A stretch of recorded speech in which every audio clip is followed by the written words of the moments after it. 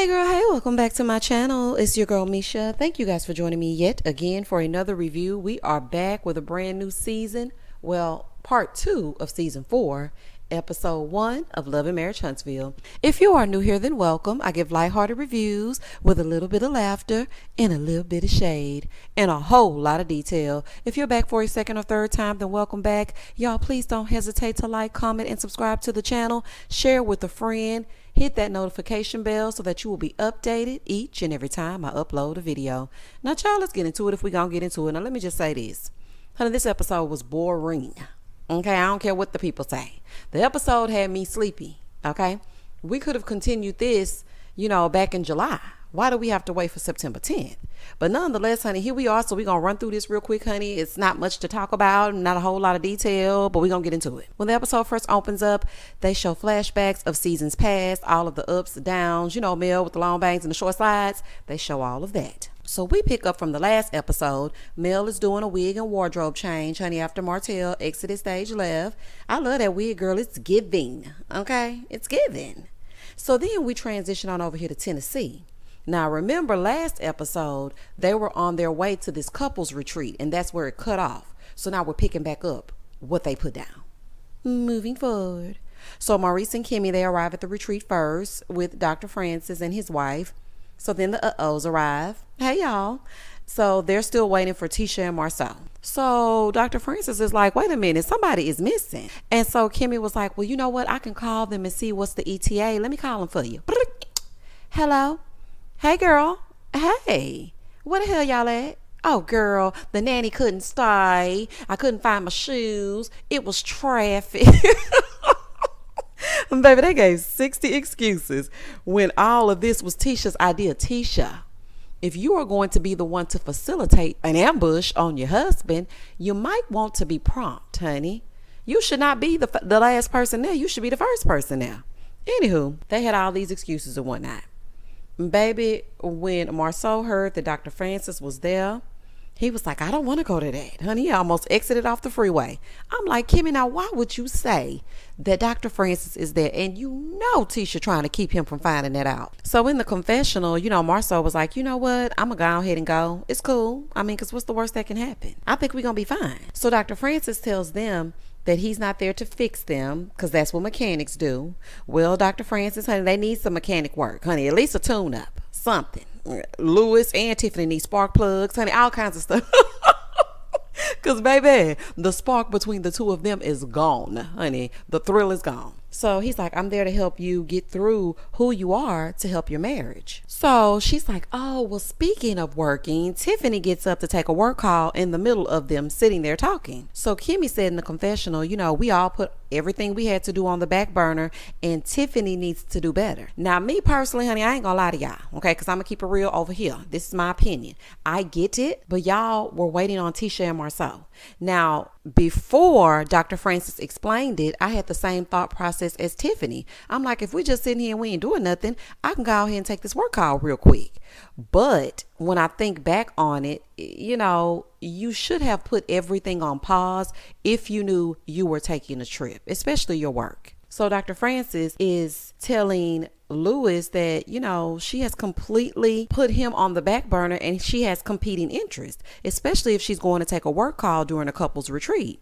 They put everything on hold to be there, so she should do the same. So he feels like it means that she doesn't take it seriously. So here go Lewis. I hear you. Okay. I'm listening to all that.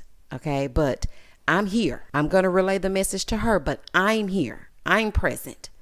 Okay. But are you a couple by yourself or are the two of you a couple? Oh, I ain't think so. Moving forward. Baby, Dr. Francis done got a confessional. I said, baby, they work my Dr. Francis so hard, honey. They'll never let him sit down. Now his wife is on here, honey. He done got a confessional, child. He all the way up, honey. He all the way up. He said when Tiffany got up, she didn't ask if she could go. She just got up and left. And they can't have these distractions. She should have scheduled accordingly and it wouldn't be a problem. But I'm just trying to figure out, what does Tiffany even do? Because I know she ain't at the Chambers of Commerce. But what exactly does Tiffany do? We never really got the ins and the outs. It was a big to-do about the job and whatnot. Anywho, so as they're showing Tisha and Marsau, They show up and they tell us that one of Tisha's friends, she passed away, and they got a call as they were pulling into the retreat. So in the confessional, Marsau was very supportive of Tisha hurting, and he did say it was one of Tisha's best friends. And she, of course, is very upset about the loss of her friend. And Marsau said, at the end of the day, it's best to tell people you love them while you still can. And I really do feel bad for Tisha losing her friend and then still having to film, because I'm telling you right now, I ain't showing up.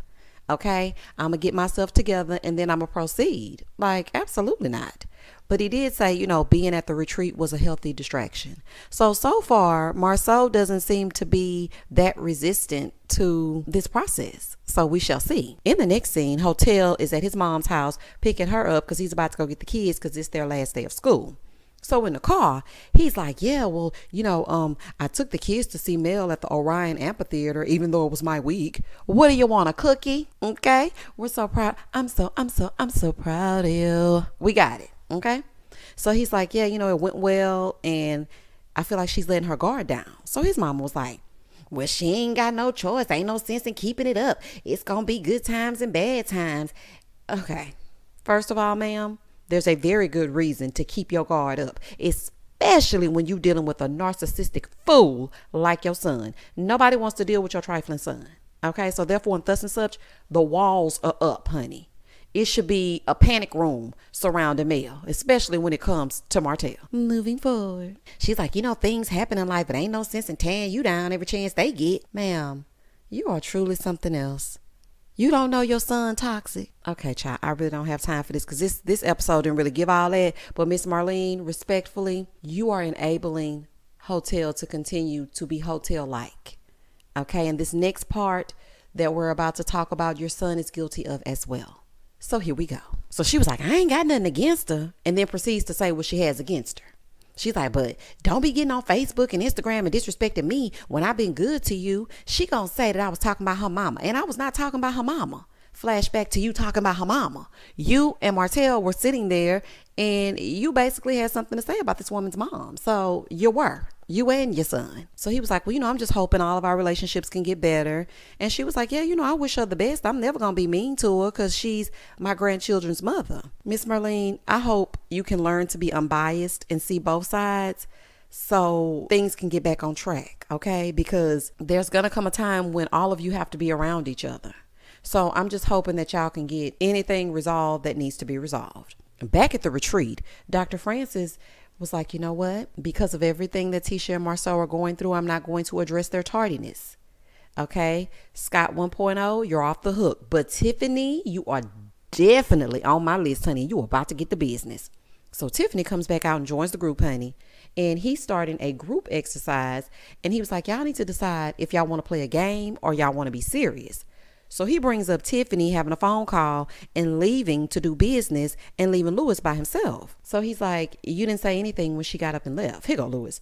Well, that's my wife and I'm going to protect her. Protect her from what? That ain't even make no sense. What are you protecting her from? So he tells Lewis, he's like, you got to get rid of the fear of saying something that she doesn't like. He was like, nah, that's not me. Oh, sir, but it is. It is you. So she was like, well, I was just waiting for the other couples. Now, like I stated in the beginning, I would have assumed the same thing, honey. We just sitting around. So while we ain't doing nothing, let me go take this call real quick.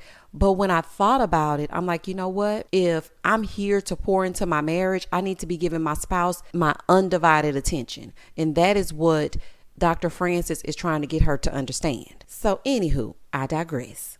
So he was like, we aren't here for the other couples. You are here for Lewis. So she tells him that she's like, you know what? I should have told you that I had a call. I had a 30-minute call and I could not reschedule it. So Dr. Francis said, oh, okay, well, you're going to schedule yourself out your marriage. Baby, now that's a word, okay? So Tiffany, again, coming back with something. She's like, well, me and him, we're on one accord. He knew I had to take this call. So she's telling Dr. Francis, he's saying the only way that they can be successful is to follow his guide when people are all different in their relationships. So then Kimmy pipes up and she was like, well, I was under the impression that there was strife, especially with your work-life balance. And she said, well, I'm 100% at work and I'm 100% at home. And Kimmy was like, no, that's impossible, honey. How can you be 100% both places? She would know, honey, because Maurice just started paying attention. So I think you might want to listen to Kimmy. Moving forward. So Tiffany said, she's working on being more present. Girl, anywho, So Kimmy in the confessional, she's like, I feel like they are so resistant to any advice, yet you got so much to say about everybody else. That's because they think they perfect. And we all saw straight through it, honey. It was a facade. It was a plot and a scheme. We saw right through it. So they get ready to play this game where they have to tie this thing to their ankle and walk together for 15 minutes. The premise is for them to work together through their struggles of who should be the leader. Okay, you know, the power struggle of it all. So they start the exercise. So in the confessional, Tisha is like, yeah, I think we did the best because we've been together for 16 years. Man, what does that have to do with the price of tea in China? What does that have to do with it, honey? Baby Tisha gonna let us know that it's been 16 years if she don't do nothing else. So Marsau was like, well, you know, it's our communication. Marsau, you communicate the next time you down in Atlanta and Tisha don't know nothing about it. Boy, goodbye. Moving forward. So Dr. Francis said, you know, he was watching Tisha and Marsau and they were doing good. But Maurice and Kimmy, they struggled because they weren't as physically close as they should have been. That's because Maurice wants to be in control even in the game. He does not respect Kimmy's input in anything. Now, I don't know if y'all remember, honey, because it was back in July. He want to have sex all day, every day with no regard to her body. So, of course, he's not doing this exercise right because he wants to be in control. And quite frankly, him and Marsau are in competition. This is not a game, honey. Marsau don't take nothing seriously. He hopping all around on one foot. Marsau, you play all day. So after they get through with that, honey, they get to untie themselves. And Dr. Francis tells them that the purpose was to have their legs tied and that it represents the part of them that's inseparable. The outside legs, that's the independent part of them. And, you know, they're not there to have fun. They're there to change their marriage. Well, child, we gonna see how this go. In the next scene, Melody stops by Stormy Weathers. Hey, girl. Both of them are all fresh-faced. Let me tell you something. I love this scene, and I loved it for the simple fact that there was no glam. They looked so pretty with their bare skin. That look on them was everything, and I do mean both of them. I mean, the skin is skinning, honey. And I mean, Stormy Weather, if you selling products that's going to make my skin look like that, I might have to give you a shot, child. So they're going to Stormy's Zen room to, you know, center their chakras and do some sound baths. And we're back. So they're doing sound baths and whatnot. And I have to say, I love the Zen room idea. I think I'm going to steal that. Honey, when I do my custom home and whatnot, I'm going to give me a Zen room. Because people be getting on my nerves, honey. People really be getting on my nervous system. Y'all have no idea. So Stormy was telling us that, you know, she goes into the room very often, especially when she's had a bad day. So they start talking. So Mel tells her about the concert, and Stormy was like, well, girl, who all was there? And she was like, girl, everybody showed up. It was me, my mom and him, and even Martel showed up. She was like, he acted like he wanted to say something, but he didn't say it, but he actually did good. So then she asked about Miss Van and how she felt about Martel being there. And Mel was like, she cool. As long as Hotel keep it cute, it's okay. The minute he started to mistreat her child, then it's a problem. So then she also asked about Martel's mom. She was like, well, how does Miss Marlene feel? You know, how are y'all's relationship? Like, what's going on? And Mel said, well, girl, I ain't talked to her since 2021, so we don't have a dynamic. It's giving nothing, okay? And she said, you know, they were very close, but she's wise enough to know that there were some casualties of war. And when her and Martel divorced, she pretty much divorced Miss Marlene as well. And she said she didn't appreciate her acting like she just sat around and let Martel do everything and she didn't do nothing. Yeah, She is one of those mother-in-laws that think their son is made of gold and can't do no wrong. I can't believe she made you do that. They don't want their precious son to lift a finger. I had a mother-in-law like that. So I know exactly what you're going through. She was like, I had to cut her off, you know, for my peace. And, you know, I wish her the best, but honey, I wish her the best from afar. And I don't blame her for that. Sometimes you have to surround yourself with your peace, honey. And no, absolutely not. Eventually, you know, they will be cordial, she said. But at the end of the day, that's his mom. She was like, and she gonna have his back. Exactly. And no matter what he does, he will always be superior and at no fault in her eyes. So I think you did the best thing that you could do for you. Back at the retreat, Kimmy and Maurice are talking about how they, you know, failed at the exercise. And Kimmy felt like it was indicative of their marriage. He held on too tight. She needed a little breathing room. Maurice has always tried to control Kimmy. What she does, how she does it, even when he wanted her to quit nursing. That's just in them Scots. I don't know what it is about it. So anyway, everybody gets ready to gather for dinner. They sit down, they get to the table, they get to talking. So Dr. Francis asks what they thought about the day. He wants them to share what they got out of it. Marsau, of all people, he pipes up. He pipes up first to share his thoughts. So after he shared his thoughts, Dr. Francis asked how much do they think they could share without feeling depleted. So Tisha asked if there were different stages of sharing, because as a mom of younger kids, she has to split her time between them and Marsau.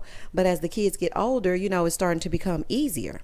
So Dr. Francis simply let her know that you can teach your kids how to be independent, and then when they leave, you're going to suffer from empty nest syndrome. You're going to want some more babies. And Lewis can definitely relate, because their sons are 15 and 16 and want to do their own thing. But Tiffany, on the other hand, wants to, still be involved with what they got going on. And she's like, yeah, I want to have a baby because I love being a mom. But, I don't want it if he doesn't want to have a baby. And girl, we still talking about this baby stuff. So then they bring up Tiffany being in foster care, and Dr. Francis asked how old she was when she was in it. And of course, we all know that she was in foster care since she was an infant. So Dr. Francis feels like it might have something to do with her detaching from people so she doesn't feel the pain of loss. Baby, Dr. Francis be on it. When I tell you that man's mine, I need to go to Huntsville simply to sit in his chair and have him stand over me and yell at me about things that I need to control and fix. Child, I need to go see Dr. Francis. Anywho, so she reveals that the parents we saw last season that adopted her, they were on drugs for many years. And I would have never guessed that. No wonder she didn't share that she was looking for her biological father. Now it all makes sense. So she tells him that, she got married, she got a divorce, the parents. And Dr. Francis said that she suffered 3 major losses. And he feels like having a baby is her way of having something or someone that she knows is never going to leave her. That's probably exactly what it is, Dr. Francis. She knows that child will love her unconditionally. See, Dr. Francis be knowing. So in the confessional, Tiffany was like, Dr. Francis calling it a loss. That was something new for me because I've never heard it called that. And I do think I have a fear of loss. I have abandonment issues. And, I don't even like alone time. Like, I don't even like to be by myself. I just love to be around people. Well, girl, listen, if you can't sit with your own self and sit with your own thoughts, then we need to get some individual therapy, not just marriage counseling. Because when you can sit quietly with you, then you know that you're working towards being healed. That's all I'm saying. So Marsau then asked how she was going to be able to, function with the baby and a career. She was like, well, it's always going to be something. I function in chaos. And so Marsau was like, oh, okay, so bring a human being into chaos. So then Lewis pipes up and Marsau was like, are you the teacher? He was like, I am when it comes to my marriage. Tiffany looking at him like, and what can you teach me? Absolutely damn nothing. I do know that it's always going to be something that is true, but why add something else to your plate when it's already full? Okay, so let me just get my Dr. Francis on real quick, honey. Y'all bear with me. Right now, Tiffany and Lewis, I'm speaking directly to y'all, honey. Your marriage is like a paper plate. Not the heavy duty ones, but the ones that come 2 packs for $1. They styrofoam. And you go to the cookout, which is, you want to have a baby and all your responsibilities, and you add things to your plate. Now, this flimsy styrofoam plate is starting to, it's getting a little flimsy, honey. You don't know what's all doing. If you add anything else to that plate after it's already full, that plate is bound to bend and break. And that's what that baby would be on top of this marriage. That marriage is the styrofoam plate. And that's just that on that, honey. Y'all can't tell me I ain't just preach. Baby, it's giving therapy, honey. Oh, Lord. So anyway, it's just too much, girl. So Lewis is not happy in this marriage, honey. I can just tell. He's just going along to get along at this point. So Kimmy, she's perplexed. And in the confessional, she's like, Dr. Francis is trying to give them advice and they give everybody else advice, but they're not receptive to the advice that he's giving them. And again, they're perfect. Kimmy, keep up.